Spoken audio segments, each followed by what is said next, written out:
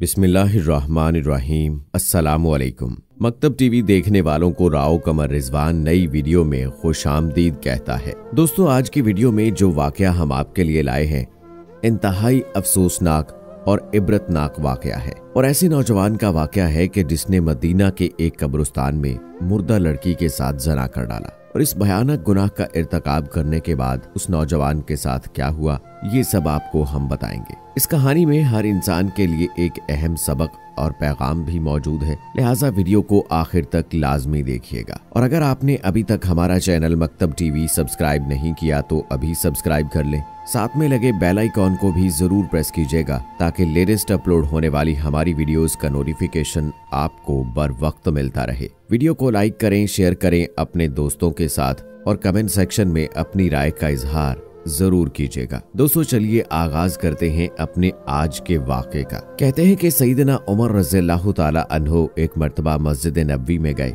उन्होंने एक नौजवान को देखा कि ज़ारों के तार रो रहा है। उमर रज़ियल्लाहु ताला अन्हो ने पूछा, नौजवान क्यों रो रहे हो? नौजवान ने कहा, मुझसे एक बहुत बड़ा गुनाह हो गया है।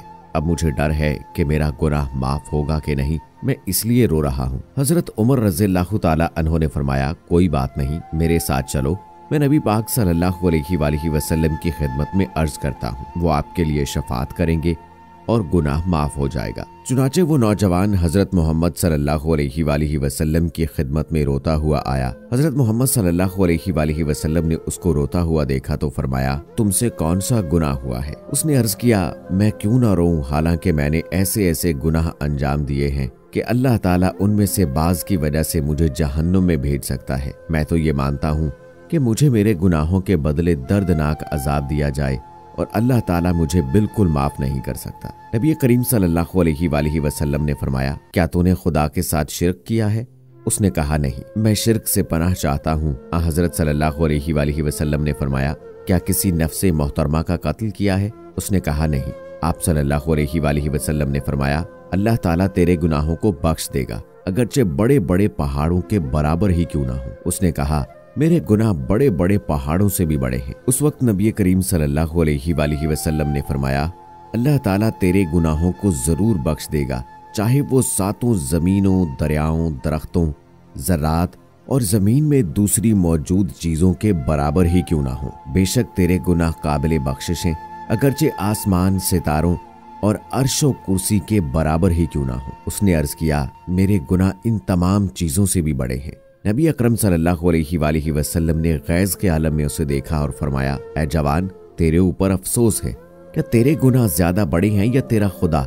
ये सुनकर वो जवान सजदे में गिर पड़ा और कहा, पाको पाकीज़ा है मेरा परवरदिगार, या रसूल अल्लाह सल्लल्लाहु अलैहि वसल्लम, इससे बुजुर्ग तो कोई नहीं है, मेरा खुदा तो हर अजीम से अजीम तर है। उस वक्त हजरत सल्लल्लाहु अलैहि वसल्लम ने फरमाया, क्या बड़े गुनाहों को खुदाए बुजुर्ग के अलावा भी कोई माफ कर सकता है? उस नौजवान ने कहा, नहीं या रसूल अल्लाह सल्लल्लाहु अलैहि वसल्लम, कसम बा खुदा नहीं। और इसके बाद वो खामोश हो गया। नबी करीम सल्लल्लाहु अलैहि वसल्लम ने उससे फरमाया, ऐ जवान, क्या तू मुझे अपने गुनाहों में से किसी एक गुनाह को बता सकता है? तो उसने कहा, मैं 7 साल से कब्रों को खोलकर मुर्दों को बाहर निकालता हूँ और उनका कफन चोरी कर लेता हूँ। कबीला अंसार से एक लड़की का इंतकाल हुआ, जब लोग उसको दफन करके वापस आ गए, मैं रात में गया, उसको बाहर निकाला और उसका कफन निकाल लिया, उसको बरहना ही कब्र में छोड़ दिया।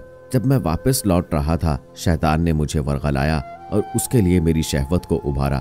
शैतानी वसवसे ने और उसके बदन और खूबसूरती ने मुझे अपने जाल में फंसा लिया, यहाँ तक कि नफ्स गालिब आ गया और मैं वापस लौटा और जो काम नहीं करना चाहिए था वो कर बैठा। उस वक्त गोया मैंने एक आवाज सुनी, ऐ जवान, रोजे क़यामत के मालिक की तरफ से तुझ पर वाय हो, जिस दिन तुझे और मुझे उसकी बारगाह में पेश किया जाएगा। हाय, तूने मुझे मुर्दों के दरमियान बरहना कर दिया है, मुझे कब्र से निकाला, मेरा कफन ले चला और मुझे जनाबत की हालत में छोड़ दिया। मैं इसी हालत में रोजे क़यामत हाजिर की जाऊंगी। वाय हो तुझ पर आतिशे जहन्नुम की। ये सुनकर नबी करीम सल्लल्लाहु अलैहि वसल्लम ने बुलंद आवाज में पुकारा, ऐ फासिक, यहाँ से दूर चला जा, डरता हूँ कि तेरे अजाब में मैं भी जल जाऊं। तो आतिश जहन्नम से कितना नजदीक है। वो शख्स मस्जिद से बाहर निकला, कुछ खाने पीने का सामान लिया और शहर से बाहर पहाड़ की तरफ चल दिया। हालांकि मोटा और खुरदरा कपड़ा पहने हुए था, और अपने दोनों हाथों को अपनी गर्दन से बांधे हुए था और पुकारता जाता था, अल्लाह ताला ये तेरा बंदा है, हाथ बंधे तेरी बारगाह में हाजिर है। ऐ पालने वाले, तू मुझे जानता है, मेरे गुनाह को भी जानता है। मैं आज तेरे पशेमान बंदों के काफिले में हूँ। तौबा के लिए तेरे पैगंबर के पास गया था, लेकिन उसने मुझे दूर कर दिया है। ऐ मुझे पालने वाले, तुझे तेरी इज्जत और जलाल और सल्तनत का वास्ता कि मुझे नाउमीद न करना। ऐ मेरे मौला व आका, मेरी दुआ को रद्द न करना और अपनी रहमत से मायूस न करना। वो 40 दिन तक दुआओं, मनाजात और गिरियाजारी करता रहा और कहता रहा, अगर मेरी दुआ कबूल ना हुई हो और मेरे गुनाह बख्शे ना गए हों, मुझ पर अजाब करने का इरादा हो तो मेरे ऊपर आतिश नाजिल फरमा ताकि मैं जल जाऊं, या किसी दूसरी अकूबत में मुब्तला कर दे ताकि मैं हलाक हो जाऊं। बहरहाल कयामत की जिल्लत और रुसवाई से मुझे नजात दे दे। चुनाचे इस मौके पर ये आयत नाजिल हुई जिसमें अल्लाह ताला फरमाते हैं, और वो ये लोग हैं कि जब कोई नुमाया गुनाह करते हैं या अपने नफ्स पर जुल्म करते हैं तो खुदा को याद करके अपने गुनाहों पर इस्तग़फ़ार करते हैं, और खुदा के अलावा कौन गुनाहों को माफ करने वाला है, और वो अपने किए पर जानबूझकर इसरार नहीं करते। यही वो लोग हैं जिनकी जज़ा मग़फ़िरत है और वो जन्नत है जिसके नीचे नहरें जारी हैं। वो हमेशा उसी में रहने वाले हैं और अमल करने की ये जज़ा बेहतरीन जज़ा है। और कहते हैं कि इन आयात के नाजिल होने पर अल्लाह के नबी सल्लल्लाहु अलैहि वसल्लम ने उस नौजवान को बुलवाया और उसको माफ़ी और बख्शिश की खुशखबरी सुनाई। और यहाँ आपको एक और वाक़या भी सुनाते हैं। एक बुजुर्ग जिनका नाम हजरत अबू इसहाक फजारी है, फरमाते हैं एक शख्स अक्सर हमारी महफिल में आया करता था, मगर उसका आधा चेहरा हमेशा छुपा रहता। एक मर्तबा मैंने उससे पूछा, तुम अपना आधा चेहरा छुपाए रखते हो, इसकी क्या वजह है? मुझे इस राज से आगाह करो। उसने कहा, अगर आप अमान अता फरमाएं तो मैं अपना मामला बताता हूँ। मैंने कहा, बताओ असल मामला क्या है? इजाजत मिलने पर उसने अपनी दास्तान इस तरह सुनाई, मैं कफन चोर था, मैंने कई कब्रों से कफन चुराए। जब भी किसी नई कब्र के मुतालिक मालूम होता फौरन वहां पहुंचकर कफन चुरा लाता। एक मर्तबा एक औरत का इंतकाल हुआ। जब उसे दफना दिया गया तो मैं रात को कब्रिस्तान पहुंचा और कब्र खोदना शुरू की। जब ईंटें हटाकर कफन की एक चादर निकाली और दूसरी चादर खींचने लगा तो अचानक उस औरत के बेजान जिस्म ने हरकत की और चादर को थाम लिया। मैंने कहा, तुम्हारा क्या ख्याल है कि तुम मुझ पर गालिब आ जाओगी? ऐसा हरगिज नहीं हो सकता। ये कहकर मैं घुटनों के बल बैठ गया और पूरी कुव्वत से कफन खींचने लगा। यकायक औरत ने एक जोरदार थप्पड़ मेरे चेहरे पर मारा। दर्द की शिद्दत से मैं बेकरार हो गया और मेरे चेहरे पर बहुत ज्यादा जलन होने लगी। ये कहकर उस कफन चोर ने अपने चेहरे से कपड़ा हटाया तो उसके गाल पर उंगलियों के निशान बिल्कुल वाज़ेह थे। मैंने कहा, अच्छा फिर क्या हुआ?